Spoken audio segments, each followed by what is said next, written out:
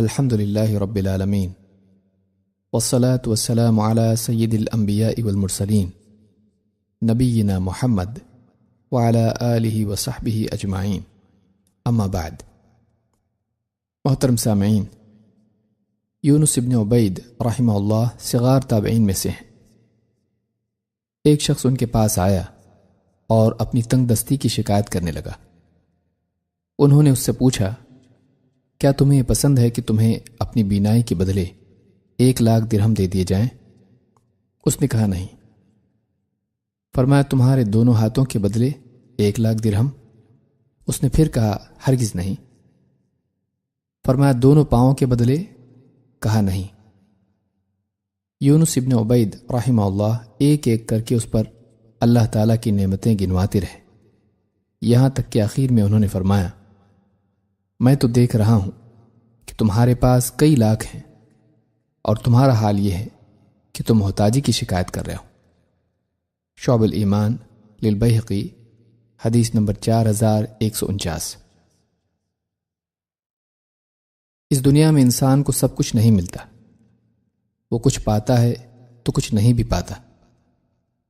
دنیا میں ہر شخص کسی نہ کسی اعتبار سے محروم ہے، کوئی نہیں جو سب کچھ پائے ہوئے ہو، چاہے انسان مالدار ہو یا غریب، بادشاہ ہو یا فقیر، اس قانون سے کوئی مستثنیٰ نہیں۔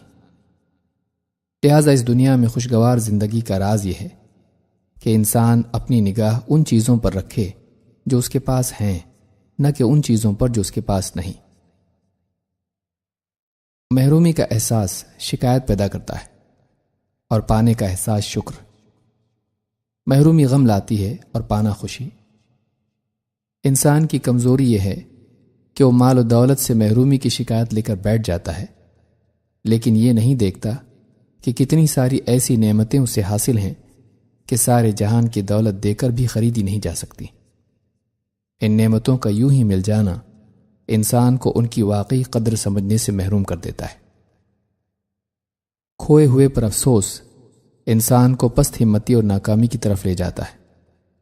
اس کے برعکس حاصل شدہ وسائل کی قدر خوشی اور حوصلہ پیدا کرتی ہے اور انسان کو کامیابی کی راہ پر گامزن کر دیتی ہے۔ یاد رکھیں، شکر کامیابی کی سیڑھی ہے اور شکایت ناکامی کا گڑھا۔